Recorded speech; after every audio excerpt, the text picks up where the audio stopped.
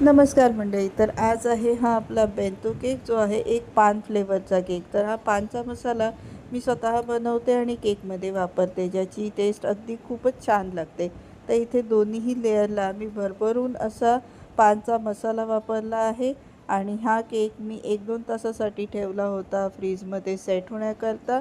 तर हा सेट होऊन झाला आहे आणि आता करत आहे मी त्याची फायनल फिनिशिंग मी व्हाईट कलरच्या क्रीमने करत आहे, कारण यावर होणार आहे एक खास अशी डिझाईन. तर त्या डिझाईन करता मी इथे फाउंडंटचे रेड हार्ट बनवत आहे आणि रेड हार्ट मी वेगवेगळ्या साईजचे केले आहेत आणि हे हार्ट व्यवस्थित केकवर टिकून राहावे म्हणून मी त्याच्यामागे लावत आहे डार्क चॉकलेट. आणि हे डार्क चॉकलेट लावल्यामुळे ते हार्ट घसरणार नाही आणि रेड कलर स्प्रेड होणार नाही.